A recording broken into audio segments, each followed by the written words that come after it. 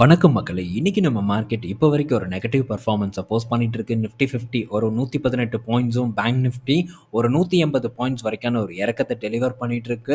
So இன்னைக்கு நம்ம மார்க்கெட்ல ஒரு 2 செக்டார் பார்த்தீங்கன்னா, ஒரு நல்ல பிரஷர ஃபேஸ் பண்ணிட்டு இருக்கு. ஒண்ணு ஃபார்மா செக்டார், இன்னொன்னு ஐடி செக்டாரா இருக்கு. கூடவே சேர்ந்து பேங்க் நிஃப்டியும் இன்னைக்கு ஒரு பிரஷர்ல போயிருந்ததுன்னா, நிஃப்டி 50 ஈஸியா ஒரு 200லேருந்து 300 பாயிண்ட்ஸ் வரைக்கான ஒரு இறக்கத்தெல்லாம் அசால்ட்டா வந்து போஸ்ட் பண்ணியிருக்கும். பட் பேங்க் நிஃப்டி இன்னைக்கு கொஞ்சம் சேஃப். அதனால நிஃப்டி 50யும் ஓரளவு சேஃபான ஒரு பெர்ஃபார்மன்ஸை இப்போ வரைக்கும் வந்து டெலிவர் பண்ணிட்டு இருக்கு. இன்னைக்கு ஃபார்மா செக்டர் கிட்டத்தட்ட ஒரு 3% வரைக்கும் இறக்கத்தை கொடுத்துருக்கு. மெயின் ரீசன் பார்க்கும்போது டேரிஃபாக தான் இருக்குது. 25% டேரிஃப்னோடனே ஃபார்மா செக்டருக்கெல்லாம் கொஞ்சம் உடம்பு முடியாமல் போயிருச்சு. இதில் பெரிய அளவுக்கு பல பங்குகளும் வந்து இறக்கத்தை கொடுத்துருக்கு. அரோ ஃபார்மா 5% வரைக்கான ஒரு இறக்கத்தை போஸ்ட் பண்ணியிருக்கு. ரொம்ப மனவலியே வந்து ஏற்படுத்தியிருக்கு. கூடவே ரெட்டிகார் ஒரு 4.5% வரைக்கான ஒரு இறக்கத்தை இப்போ வரைக்கும் வந்து போஸ்ட் பண்ணிட்டு இருக்கு. இப்போ கரண்ட்டாக 1215 ரூபா கிட்ட வந்து ட்ரேட் ஆகிட்டு இருக்கு. போன வருஷம் தீபாவளிக்கு ஃபோக்கஸ் பண்ண பங்கு இந்த டாக்டர் ரெட்டி 1250க்கு சிறிதளவு பார்த்தீங்கன்னா கன்சிடர் பண்ணியிருந்தேன். ஸோ இப்போ வரைக்கும் ஒரு பர்ஃபார்மன்ஸும் பார்த்தீங்கன்னா ரெட்டிகாரில் இல்லை. லாஸ்ட்டாக ஒரு டிப்பு போச்சு, அதெல்லாம் நான் வந்து ஆடே பண்ணல. ஸோ அந்த இடத்துல குவான்டிட்டிஸ் கொஞ்சமாக ஆட் பண்ணியிருந்தாலும், ஸோ நம்ம முதல்ல வாங்கின ஒரு ரேஞ்சிலேருந்து இப்போ வரைக்கும் ஒரு பர்ஃபார்மன்ஸும் ஏற்படாமல் தான் வந்திருக்கு. ஸோ இன்னும் சில காலத்துக்கு இந்த ப்ரெஷர் ஃபார்மா செக்டாரில் தொடரும் அப்படின்னு தான் எக்ஸ்பெக்ட் பண்ணுறேன். ஒரே செக்டார் பங்குகள் தொடர்ந்து எல்லா காலத்துலேயும் ஓஹோன்ட்டு வந்து போயிட்டே இருக்காதுங்கிறத நம்ம பலமுறை டிஸ்கஸ் பண்ணியிருக்கோம். ஸோ விரைவில் ஒரு நல்ல ஆப்பர்ச்சுனிட்டி ஃபார்மாவில் சில பங்குகளில் ஏற்படும். அதை கேப்சர் பண்ணுறதுக்கு ட்ரை பண்ணலாம். இந்த ட்ரேட் டீல் பேச்சுவார்த்தை அக்டோபர் எண்டு வரைக்கும் இருக்குங்கிற ஒரு அறிவிப்பு ஆல்ரெடி வந்திருந்தது. பட் இருந்தாலும் இடப்பட்ட டைம்லேயே இந்த ட்ரேட் டீல் மேபி சேஞ்ச் ஆகலாம் அப்படின்னு நான் நினைக்கிறேன். ஏன்னா பல கண்ட்ரீஸ்க்கு அப்படி தான் ஆயிருக்கு. பட் இந்தியா கூட ஆகுமான்னு தெரில. ஏன்னா யூஎஸ் சொல்கிறத நம்ம கேட்க மாட்டேங்கிறோம். பட் இருந்தாலும் அமெரிக்கா கொஞ்சம் கோமாளித்தனம் தான் பண்ணிட்டு இருக்காங்க. இன்னைக்கு ஒன்று சொல்லுவாங்க, நம்மளை புகழ்ந்து பேசுவாங்க, நாளைக்கு இந்த ஆளே பார்த்தீங்கன்னா நம்மளை இகழ்ந்தும் பேசுவாங்க. இதுதான் அமெரிக்கா தரப்புல இருந்து பண்ணிட்டு இருக்கக்கூடிய வேலைத்தனமாக இருக்குது. ஸோ என்ன நடக்குதுங்கிறத வெயிட் பண்ணி பார்ப்போம். இந்த ப்ரெஷரை நமக்கு சாதகமாக யூஸ் பண்ணுறதுக்கு முடிஞ்ச அளவுக்கு வந்து நம்ம ட்ரை பண்ணுவோம். அதே மாதிரி ஐடி செக்டார் இன்றைக்கி 1.5% இறங்கியிருந்தது. ஐடி பங்குகள் விப்ரோ 2% மேலான இறக்கம், இன்ஃபோசிஸும் ஒரு 2.5% வரைக்கான இறக்கத்தை கொடுத்துருக்கு. HCL அண்ட் டெக் மகேந்திரா 1லேருந்து 1.5% வரைக்கான ஒரு இறக்கத்தை பார்த்தீங்கன்னா போஸ்ட் பண்ணிட்டு இருக்கு. இதில் ஐடி பீஸ் பார்த்தீங்கன்னா கிட்டத்தட்ட ஒரு 38 ரூபா கிட்ட வந்து ஐடி பீஸ் வந்து ட்ரேட் ஆகிட்டு இருக்கு. ஸோ ஐடி பீஸை பற்றி பலரும் வந்து கேட்டுட்டு இருந்தாங்க. நல்ல ஒரு அப்சைட் மொமெண்டம் இருக்கும்போது. பட் இனிமேல் தான் ஐடி பீஸில் பார்த்தீங்கன்னா ஒரு அக்யூமுலேட் பண்ணுறதுக்கான ஒரு ஆப்பர்ச்சுனிட்டியை வந்து உண்டாக போகுது. பட் இந்த டைம் நான் ஐடி பீஸை வந்து டேரெக்டாக பண்ணாமல் ஸோ மியூச்சுவல் ஃபண்டில் வந்து பண்ணலான்ட்டு இருக்கேன். ஏன்னா ஐடி பீஸில் போதுங்கிற அளவுக்கு வந்து அக்யூமுலேட்டை வந்து பண்ணியிருக்கேன். ஸோ அதனால் அதோட ஆவரேஜ் ப்ரைஸை இம்பேக்ட் பண்ண வேண்டாம், கொஞ்சம் மியூச்சுவல் ஃபண்ட் பக்கம் போகலாங்கிற ஒரு ஐடியா இருக்குது. கொஞ்சமாக வந்து பல்காக இன்வெஸ்ட்மெண்ட் பண்ணலாம் இந்த டைம் அப்படிங்கிற ஒரு ஐடியாலையும் இருக்க. ஸோ ஃபைனல் பண்ணிவிட்டு இதை பற்றி நம்ம அப்கமிங் வீடியோஸில் டிஸ்கஸ் பண்ணுவோம். ஸோ ஒரு பங்கை விட்டுட்டீங்களேங்கிற கேள்வி இருக்கலாம். டிசிஎஸ், ஸோ டிசிஎஸ் நீங்கள் என்ன ரேஞ்சில் கன்சிடர் பண்ணுவீங்க அப்படின்ட்டு தொடர்ந்து வந்து நண்பர்கள் கேட்டுட்டு இருந்தாங்க. ஸோ இப்போ டிசிஎஸில் நான் என்ன பிளான் வச்சுருக்கேங்கிறதையும் ஃபுல்லாக வந்து டிஸ்கஸ் பண்ணிடுவோம். இப்போது நான் எக்ஸ்பெக்ட் பண்ணக்கூடிய ரேஞ்சுக்கு பார்த்தீங்கன்னா டிசிஎஸ் ஆல்மோஸ்ட் இப்போது ரீச் ஆயிடுச்சு. நான் எக்ஸ்பெக்ட் பண்ணக்கூடிய ரேஞ்ச் வந்து 3000 ரூபா நான் எக்ஸ்பெக்ட் பண்ண ஒரு ரேஞ்சு. ஸோ அந்த ரேஞ்சை நோக்கி டிசிஎஸ் பார்த்தீங்கன்னா இப்போ அரௌண்டு வந்துருச்சு, கிட்டத்தட்ட வந்துருச்சு. 3005 ரூபா பார்த்தீங்கன்னா இன்றைக்கி டே லோவாக வந்திருக்கு. இப்போ தான் ரீசன்ட் இப்போ நான் பேசிகிட்டு இருக்கும் போது தான் 3005 வந்து டச் பண்ணிச்சு. ஸோ 3000க்கு ஆர்டர் போட்டு வச்சுருக்கேன், பார்ப்போம் எக்ஸிக்யூட் ஆகுதான்ட்டு. ஸோ எக்ஸிக்யூட் ஆகலைன்னா ஒரு 3001 3002 அப்படிங்கிற ஒரு ரேஞ்சில் ஆர்டர் சேஞ்ச் பண்ணாலும் பண்ணுவேன். ஸோ பார்ப்போம் என்ன நடக்குதுன்ட்டு. ஸோ இப்போது இதில் என்ன பிளானுன்னா, இப்போது ஒரு 100 குவான்டிட்டிஸ் வந்து நான் கன்சிடர் பண்ணணும். இது வந்து ஒரு உதாரணத்துக்கு நான் உங்கள் கூட டிஸ்கஸ் பண்ணுறேன் இந்த வீடியோவில்.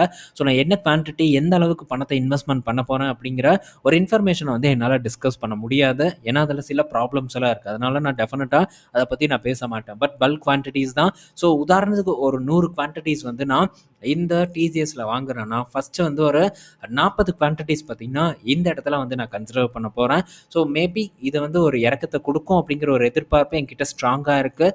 ஸோ அப்படி இறக்கத்தை கொடுக்கும்போது பேலன்ஸ் 30% வந்து இந்த டிப்பில் தொடர்ந்து பார்த்திங்கன்னா அக்யூமுலேஷன் வந்து பண்ணலாம்ங்கிற ஒரு ஐடியாவில் இருக்குது. ஸோ அதுக்கப்புறம் மேபி அங்கேருந்து இன்னும் கொஞ்சம் கூட கீழே இறங்குச்சுன்னா ஸோ பேலன்ஸ் இருக்கக்கூடிய 30% அமௌண்ட்டையும் இந்த டிசிஎஸில் இன்வெஸ்ட்மெண்ட் பண்ணுவேன். இதுதான் பார்த்திங்கன்னா டிசிஎஸில் என்னுடைய பிளானு. 40 40-30-30 இந்த ரேஷியோவை தான் டிசிஎஸ்ல வந்து நான் யூஸ் பண்ண போகிறேங்கிறத இந்த இடத்துல நான் தெரியப்படுத்திக்கிறேன். ஸோ இந்த இடத்துல நான் வந்து டிசிஎஸ் உங்களை கன்சிடர் பண்ணுங்க இல்லை வாங்குங்க அப்படின்ட்டு மறைமுகமாகவோ இல்லை வெளிப்படையாவோ எந்த ஒரு விஷயத்தையும் நான் சொல்லலை. ஸோ நான் என்ன பண்ணுறேன் அப்படிங்கிறத தான் வந்து இந்த இடத்துல டிஸ்கஸ் பண்ணுறேன். ஸோ வாங்குவதும் வாங்காமல் இருப்பதும் உங்களுடைய ஒரு விருப்பம். ஸோ நான் இந்த பங்கில் ரொம்ப காலமாக வந்து வெயிட் பண்ணிட்டு இருந்தேன். பல முறை வந்து இதை பற்றி டிஸ்கஸ் பண்ணியிருக்கேன். என்கிட்ட இன்ஃபோசிஸ் இருக்குது, ஹெச்சிஎல் இருக்குது, விப்ரோ இருக்குது. பட் இந்த டிசிஎஸ் மட்டும் என்கிட்ட இல்லைங்கிற ஒரு குறை மட்டும் இருக்குது அப்படின்ட்டு நம்ம பலமுறை டிஸ்கஸ் பண்ணியிருக்கோம். ரொம்ப காலமாக வெயிட் பண்ணதுக்கப்புறம் டிசிஎஸ் பார்த்தீங்கன்னா இப்போ திரும்ப ஒரு நல்ல ஆப்பர்ச்சுனிட்டியை வந்து ஏற்படுத்தி கொடுத்துருக்கு. இந்த ஆப்பர்ச்சுனிட்டியை நான் டெஃபினட்டாக மிஸ் பண்ண மாட்டேன். ஸோ இந்த இடத்துல நான் பெருசாக ரிஸ்க் இருக்கிறதா ஃபீல் பண்ணலை. ஏன்னா இந்த பங்கு இங்கேருந்து 50% வரைக்கான ஒரு இறக்கத்தெல்லாம் இதுக்கப்புறம் கொடுக்குமான்னு கேட்டால் கொடுக்காது அப்படிங்கிற ஒரு ஸ்ட்ராங்கான ஒரு நம்பிக்கை இருக்குது. 50% இறங்கணும்னா 1500 போகணும். 1500 இது போகாது அப்படிங்கிற ஒரு நம்பிக்கை ஸ்ட்ராங்காக வந்து இருக்குது. ஸோ என்னதான் ஐடியில் ப்ரெஷர் இருந்தாலும் இந்த ப்ரெஷர் ஃபஸ்ட்டு பாதிக்கக்கூடியது ஐடி கம்பெனிஸோட எம்ப்ளாயிஸை தானே தவிர கம்பெனியை எந்த விதத்துலையும் பாதிக்காது. அதற்கான சிறந்த உதாரணத்தை டிசிஎஸே வந்து நமக்கு கண்முன்னா போன வாரம் வந்து காமிச்சிட்டாங்க. 12,000 பேர்த்த வேலையை விட்டு அனுப்ப போகிறதா வந்து சொல்லியிருந்தாங்க. ஸோ ஃபஸ்ட்டு ஒரு இம்பேக்ட் வந்து எம்ப்ளாயிஸுக்கு தான் நடக்கும். ஸோ அதனால் டிசிஎஸ்ல பெரிய ஒரு ஆபத்தை வந்து ஃபேஸ் பண்ணாது. டோட்டல் டீல் வேல்யூ எல்லாம் பார்க்கும்போது தொடர்ந்து இந்த நிறுவனம் கரெக்டாக வந்து மெயின்டைன் பண்ணிட்டு இருக்காங்க. ஸோ அதனால் பெருசாக ப்ரெஷர் இல்லை. ப்ராஃபிட்டபிலிட்டி மேபி ஃப்ளாட்டாக இருக்கலாம். பட் எம்ப்ளாயிஸை துரத்தி விட்டுட்டு ப்ராஃபிட்டபிலிட்டியை இம்ப்ரூவ் பண்ணுறதுக்கான வழியவும் டிசிஎஸ் பார்ப்பாங்க அப்படிங்கிறது என்னுடைய ஒரு ஸ்ட்ராங்கான ஒரு நம்பிக்கையாக இருக்குது. ஸோ அதனால் இந்த பங்கில் இருக்கக்கூடிய பிளான் இந்த இடத்துல நான் டிஸ்கஸ் பண்ணியிருக்கேன். அதை தான் வந்து நான் எக்ஸிக்யூட்டிவ் வந்து பண்ண போகிறேன். ஸோ சில பேர் வந்து டாடா ஸ்டாக் அப்படிங்கிற ஒரு நன்மதிப்பெல்லாம் வந்து வச்சுருப்பாங்க. ஸோ டாடா ஸ்டாக்கு இதெல்லாம் ஒன்றும் ஆகாது. நான் வந்து டிசிஎஸ்க்கு சொல்லலை. இன்னும் பல பங்குகள் இருக்குது. ஸோ என்ன விலைனாலும் வாங்கலாம் அப்படின்ட்டு பல பேர் வந்து இருக்காங்க. ஆனால் ஸோ ஒரு பங்கை பார்க்கும்போது டாட்டா, அம்பானி இப்படின்னெல்லாம் பார்க்கக்கூடாது. இதை நான் இதுக்கு முன்னாடி ஏற்கனவே டிஸ்கஸ் பண்ணியிருக்கேன். ஸோ ஒரு ஸ்டாக்காக பாருங்கள். நம்ம வந்து பங்குச்சந்தைக்கு எதுக்காக வந்திருக்கோம்னா பணம் சம்பாதிக்கிறதுக்கு வந்திருக்கோம். நியாயம் தர்மம் பேசுறதுக்காக பங்குச்சந்தைக்கு வரலை அப்படிங்கிறத எப்போவுமே மனசில் வச்சுக்கோங்க. ரொம்ப சென்டிமெண்ட்டாக நீங்கள் பேச ஆரம்பிச்சிங்கன்னா கண்டிப்பாக வந்து அந்த பங்கில் ஒரு பெரிய மிஸ்டேக்கை பண்ணுறதுக்கான சான்சஸ் இருக்குது. பலரும் பார்த்தீங்கன்னா டாடா மோட்டார்ஸில் அந்த மிஸ்டேக்கை பண்ணிட்டு தான் இப்போது சிவனேன்னு வந்து உட்காந்துருக்காங்க. என்ன பண்ணுறது அப்படிங்கிறது தெரியாமல். ஸோ அடுத்த பிளான் டாடா மோட்டார்ஸ்க்கு தான். அதை பற்றியும் நம்ம அப்கமிங் வீடியோஸில் வந்து டிஸ்கஸ் பண்ணுவோம். ஸோ பொறுமையாக ஒரு எக்ஸ்பெக்ட் பண்ணி வெயிட் பண்ணி இன்வெஸ்ட்மெண்ட் பண்ணுறதுக்கு ட்ரை பண்ணுங்கள். நான் பாட்டுக்கு இங்கேயும் சிப் பண்ணுவேன் அப்படின்ட்டு சிப் பண்ணாதீங்க. நான் அது இந்த பங்குக்கு சொல்லலை. எந்த பங்காக இருந்தாலும் அதுதான் என்னுடைய ஒரு எக்ஸ்ப்ளனேஷனாக இருக்குது. ஸோ கண்ட இடத்துலையும் சிப் பண்ணுறோன்னு சொல்லிட்டு சிப் பண்ணிவிட்டு அப்புறம் 50% இறங்கிருச்சு, 60% இறங்கிருச்சுங்கிற ஒரு கவலையில் இல்லாமல் நீங்கள் வெயிட் பண்ணுங்கள். உங்களுக்கு ஒரு ஆப்பர்ச்சுனிட்டி வந்ததுன்னா அந்த ஆப்பர்ச்சுனிட்டியை யூஸ் பண்ணுங்கள். வரலையா அடுத்த ஆப்பர்ச்சுனிட்டியை நோக்கி போகிறத மட்டும்தான் நம்ம திங்க் பண்ணணுமே தவிர ஸோ இது எங்கே கையை விட்டு போயிருமோ அப்படின்ட்டு அவசரப்படக்கூடாதுங்கிறது என்னுடைய ஒரு கருத்தாக இருக்குது. ஸோ மோஸ்ட்டாக பல விஷயங்களை டிஸ்கஸ் பண்ணியிருப்போம் இந்த டிசிஎஸில். ஸோ உங்களுக்கு யூஸ்ஃபுல்லாக இருக்கும்னு நான் நினைக்கிறேன். ஸோ கமெண்ட் செக்ஷனில் உங்களுடைய கருத்துக்களை வந்து பதிவு பண்ணலாம். அடுத்தது ஸோ குஜராத் கேஸ் கிட்டேருந்து ஒரு அப்டேட் வந்திருக்கு. ஸோ குஜராத் கேஸ் பார்த்தீங்கன்னா வாரி எனர்ஜிஸ் கூட ஒரு அக்ரிமெண்ட்டை போட்டிருக்காங்க, ஒரு சேல்ஸ் அக்ரிமெண்ட்டு. இது எதுக்குன்னா ஸோ குஜராத்தில் வந்து வாரி எனர்ஜிஸ் வந்து இப்போ பேட்ரி செல் மேனுஃபேக்சரிங் பண்ண போகிறாங்க. Q4 வந்து அது ரேம்ப் அப் ஆகும் அப்படின்னு சொல்லியிருக்காங்க. அந்த பிளான்ட்டுக்கு தேவையான கேஸை பார்த்தீங்கன்னா குஜராத் கேஸ் தான் சப்ளை பண்ண போகிறாங்க. இது குஜராத் கேஸுக்கு ஒரு பெரிய பாசிட்டிவான ஒரு நியூஸாக இருக்குது. பட் இருந்தாலும் குஜராத் கேஸில் இன்றைக்கி டேயில் ஒரு செல் ஆஃப் தான் ஏற்பட்டிருக்கு. ஸோ இதையும் வந்து நான் வந்து தொடர்ந்து ஃபாலோ பண்ணிட்டு தான் வந்துட்டு இருக்கேன்.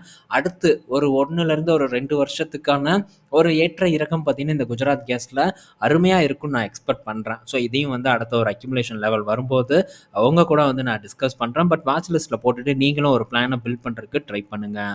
அடுத்தது வாரி எனர்ஜிஸ் கிட்டேருந்து இன்னொரு ஒரு அப்டேட் என்னென்னா ஸோ ஒரு 14,700 கோடி பார்த்தீங்கன்னா இந்த சோலார் மேனுஃபேக்சரிங் கெப்பாசிட்டியை உயர்த்துறதுக்கான ஒரு பிளான் வந்து பண்ணியிருக்கிறதா சொல்கிறாங்க. இன்வெஸ்ட்மெண்ட் பண்ண போகிறதா ஒரு டேட்டா வந்திருக்கு. இதில் பேட்டரி மேனுஃபேக்சரிங்கும் அடங்கும் அப்படிங்கிறத நான் தெரியப்படுத்திக்கிறேன்.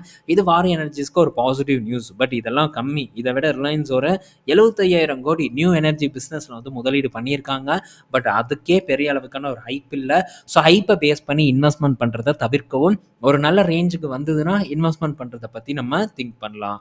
ஸோ நெக்ஸ்ட் ஐச்சர் மோட்டாரோட ரிசல்ட்டு நேத்து வந்திருந்தது. ஸோ இவங்களுடைய பெர்ஃபார்மன்ஸ் இயர் ஆன் இயர்ல 9% உயர்ந்திருக்கு. அதே மாரி பேட் பார்க்கும்போது 1205 கோடியா இருக்கு. ஆனா இவங்களுடைய போன காலாண்டு பெர்ஃபார்மன்ஸ் கூட கம்பேர் பண்ணும்போது டிக்ளைன் தான் ஆயிருக்கு. பட் இருந்தும் இன்னைக்கு டேல இந்த ஸ்டாக் ஒரு 2% வரைக்கான ஒரு ஏற்றத்த வந்து குடுத்திருக்கு. ஸோ இன்னைக்கு பல கம்பெனிஸோட இந்த ஆட்டோ கம்பெனிஸோட சேல்ஸ் டேட்டாலாம் இருக்கு. அதெல்லாம் நம்ம ஈவினிங் வீடியோல வந்து டிஸ்கஸ் பண்ணுவோம். இப்பதான் ஒன் பை ஒன்னா வந்துட்டு இருக்கு. ஸோ ஈவினிங் நம்ம டீட்டெயில்டா வந்து இத பத்தி பார்ப்போம். அடுத்தது அதானி பவர் பார்த்தீங்கன்னா, ஸ்பிளிட் வந்து அனௌன்ஸ் பண்ணிட்டாங்க. ஒரு ஷேருக்கு 5 ஷேர் குடுக்க போறதாவும் ஒரு டேட்டா வந்திருக்கு. ப்ராஃபிட் வந்திருக்கு. ரிசல்ட் வந்திருக்கு. இதுல ஒரு 3385 கோடி பார்த்தீங்கன்னா, ப்ராஃபிட்டாவும் போஸ்ட் பண்ணியிருக்காங்க அதானி பவர். ஸோ இன்னைக்கு டாடா பவரோட ரிசல்ட்டும் இருக்கு. ஈவினிங் வரட்டும் நம்ம டிஸ்கஸ் பண்ணுவோம். இந்த அதானி பவர் நம்ம பெருசா ஃபோக்கஸ் பண்றது இல்ல. ஸோ ஸ்பிளிட் நியூஸ்க்காக இந்த நியூஸை வந்து நான் இந்த வீடியோல ஆட் பண்ணியிருக்கேன். அடுத்தது இண்டஸ் டவரோட ரிசல்ட் வந்திருந்தது. ஒரு ஃபிளாட்டான ஒரு பெர்ஃபார்மன்ஸை வந்து போஸ்ட் பண்ணியிருக்காங்க. ஸோ இயர் ஆன் இயர்ல குறையவும் செஞ்சிருக்கு. லாபம் என்ன ரீசன்னா, ஸோ ஆப்ரேட்டிங் காஸ்ட் வந்து அதிகமாக இருக்குது, எம்ப்ளாயி காஸ்ட் அதிகமாக இருக்குது, டவருக்கான எரிபொருள் தேவை அதிகமாக இருக்கிறதா இந்த இடத்துல வந்து இவங்க சொல்லியிருக்காங்க. இப்போது இந்த வோடஃபோன் கிட்ட இருந்து நிலுவையில் இருந்த பணமும் திரும்ப வர ஆரம்பிச்சிருக்கு. அப்படி இருந்தும் இவங்களுடைய லாபம் சரிவதற்கான காரணம் இந்த ஆப்ரேட்டிங் எக்ஸ்பென்ஸ் அப்படிங்கிறத இண்டஸ் டவர் மென்ஷன் பண்ணியிருக்காங்க. இன்னைக்கு டேல ஒரு 3-4% வரைக்கான ஒரு இறக்கத்தை இண்டஸ் டவர் பார்த்தீங்கன்னா ஃபேஸ் பண்ணியிருக்கு. அடுத்தது பார்த்தீங்கன்னா Punjab national bank housing finance இந்த பங்கு இன்னைக்கு டேல கிராஷ் ஆயிருச்சு அப்படின்னே சொல்லலாம். கிட்டத்தட்ட 17% வரைக்கான ஒரு இறக்கத்தை இந்த பிஎன்பி ஹவுசிங் பார்த்தீங்கன்னா ஃபேஸ் பண்ணியிருக்கு. என்ன ரீசன்னு பார்த்தா, ஸோ இந்த நிறுவனத்தோட எம்டி அண்ட் சிஇஓ பார்த்தீங்கன்னா ரிசைன் பண்ண போகிறதா ஒரு டேட்டா வந்திருக்கு. இந்த செய்தி வந்ததும் பிஎன்பி ஹவுசிங் ஃபினான்ஸில் ஒரு நல்ல செல் ஆஃப் ஏற்பட்டிருக்கு. ஆல்மோஸ்ட் 52 வீக் லோவை நோக்கி இந்த பங்கு வந்து நகர்ந்து வந்துட்டு இருக்கு. பட் இருந்தாலும் இப்போ ஆப்பர்ச்சுனிட்டி இல்லை.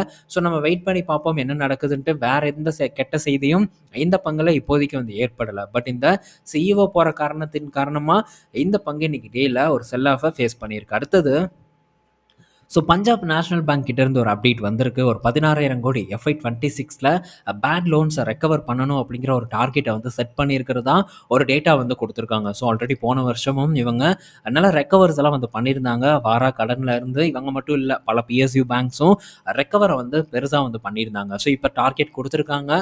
இந்த டார்கெட்டை பிஎன்பி அச்சீவ் பண்ணுவாங்களாங்கிறத நம்ம வெயிட் பண்ணி வந்து பார்க்கலாம். ஸோ இந்த வீடியோவில் பல இன்ஃபர்மேஷன் பற்றி நம்ம டிஸ்கஸ் பண்ணியிருப்போம். பயனுள்ளதாக இருக்கும்னு நான் நினைக்கிறேன். ஈவினிங் பல இன்ஃபர்மேஷன்ஸோட நம்ம மீட் பண்ணுவோம். பாய் மக்களே.